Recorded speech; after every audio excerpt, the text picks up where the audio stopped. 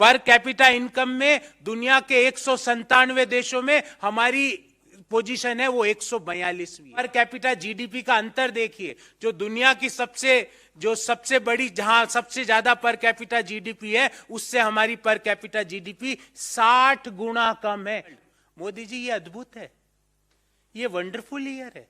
Hunger index में हमारी rank आती है 107वीं और इसी वर्ष की 121 देशों में। प्रधानमंत्री कह रहे हैं अद्भुत वर्ष है। सिर्फ एशिया में अफगानिस्तान हंगर इंडेक्स में हमारे से पीछे है। बाकी भले पाकिस्तान हो, नेपाल हो, श्रीलंका हो, उनकी हंगर इंडेक्स की रैंकिंग हमसे बेटर है। हमारी रैंक है 107 121 कंट्रीज में। अगर हम बांग्लादेश को देखें तो उसकी रैंक है 84, नेपाल को देखें तो उसकी रैंक है 81, श्रीलंका को देखें तो उसकी रैंक है 64, पाकिस्तान को देखें तो उसकी रैंक है 99। प्रधानमंत्री जी, वंडरफुल ईयर। 2011-12 में यूपीए के दौरान ये दर थी 2.2%। एशिया का जो बास्केट है, एशिया के बास्केट के अंदर हिंदुस्तान का रुपया 2022 में वर्स्ट परफॉर्मिंग करेंसी रहा। हमारी पर कैपिटा जीडीपी दुनिया के 194 देशों में 144वें नंबर पे है।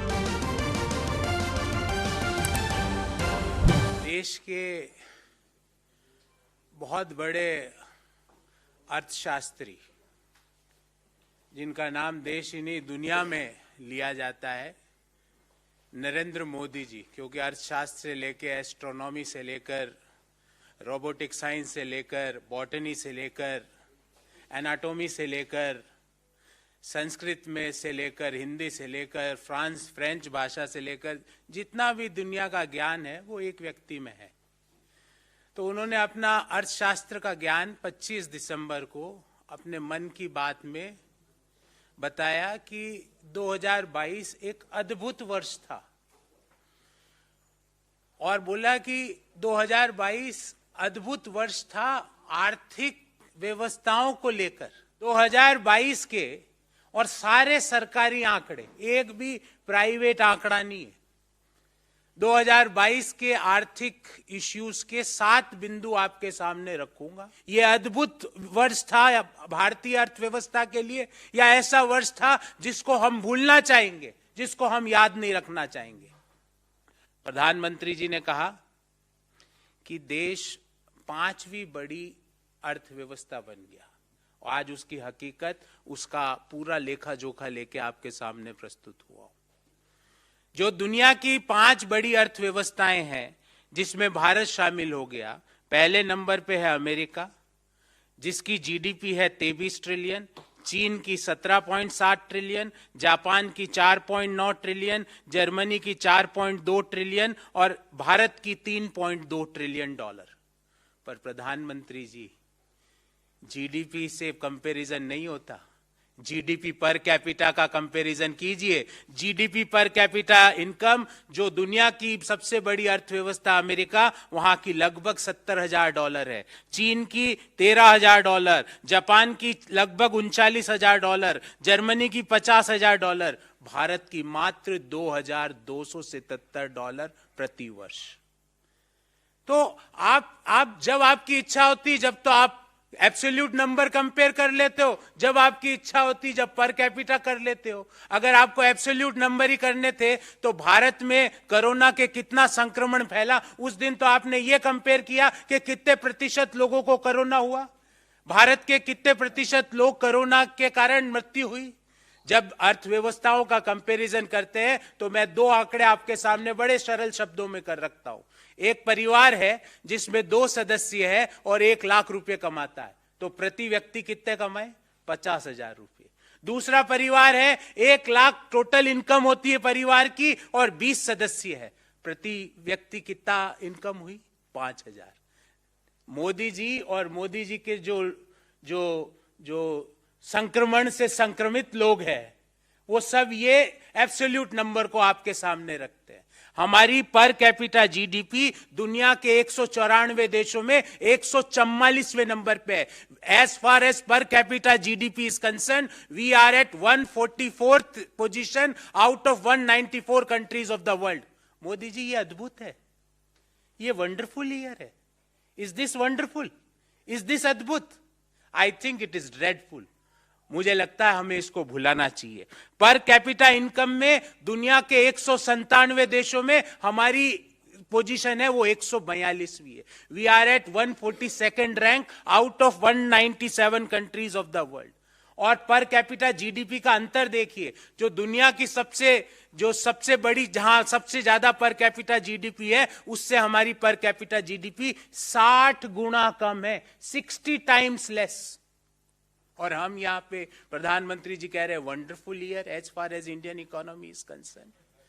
पॉइंट नंबर 2, हंगर इंडेक्स में हमारी रैंक आती है 107वीं और इसी वर्ष की 121 देशों में. प्रधानमंत्री कह रहे हैं अद्भुत वर्ष है, वंडरफुल ईयर है.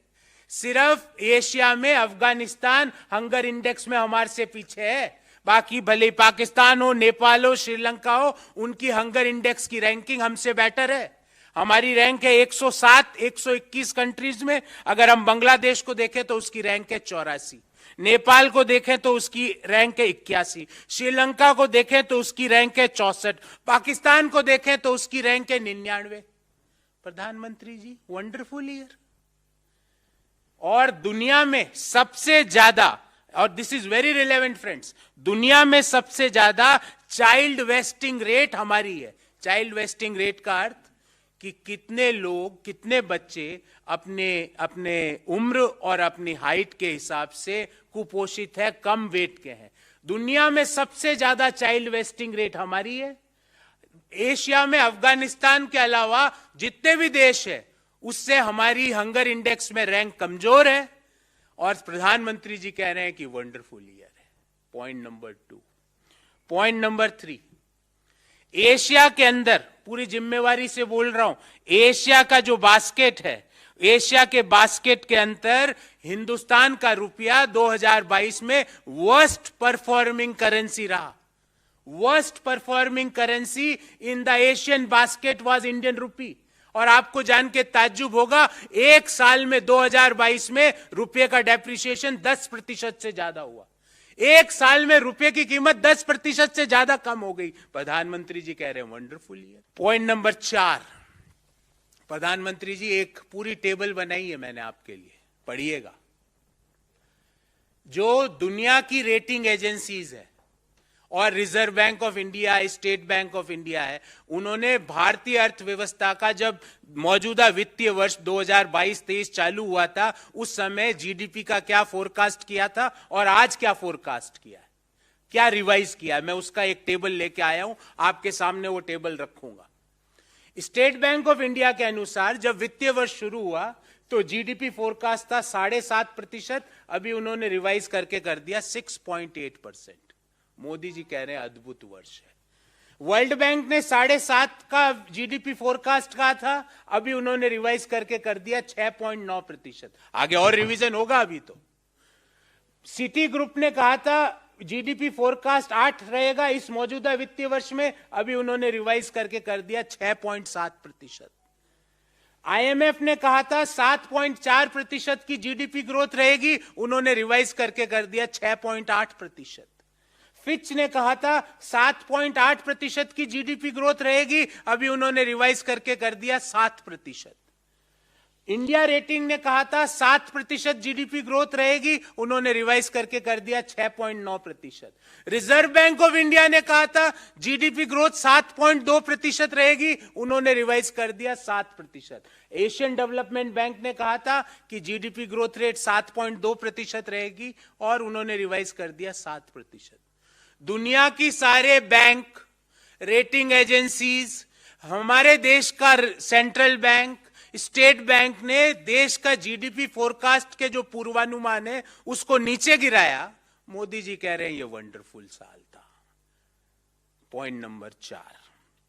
पॉइंट नंबर 5, और ये बहुत महत्वपूर्ण और गंभीर पॉइंट है. देश में आज, मैं आज की बात कर रहा हूं, बेरोजगारी की दर शहरी क्षेत्रों में है 10% और एग्रीगेट है 8.6%. बेरोजगारी के दर का अर्थ क्या होता है कि कितने लोग रोजगार मांग रहे हैं और कितने लोग रोजगार में है.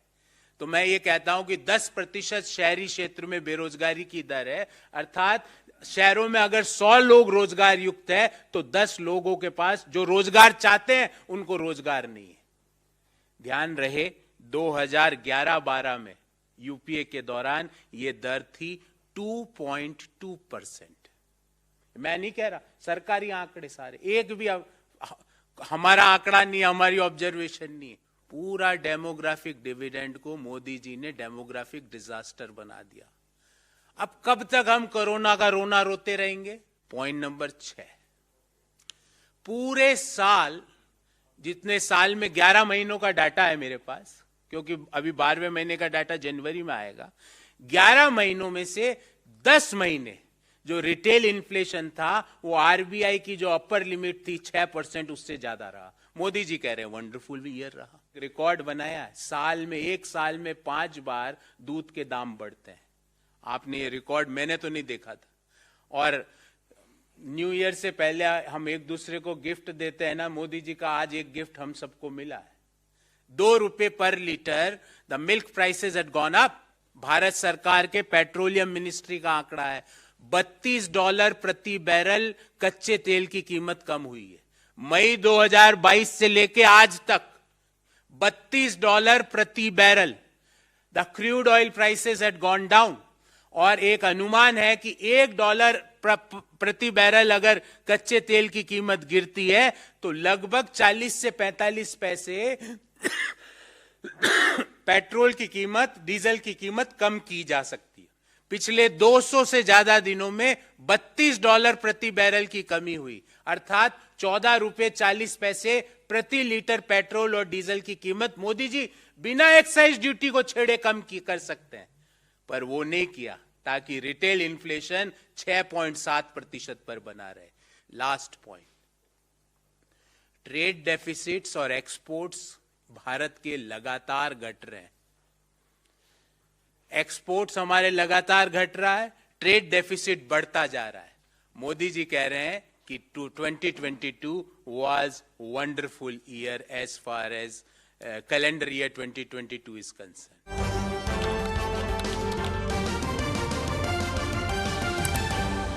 आपकी आवाज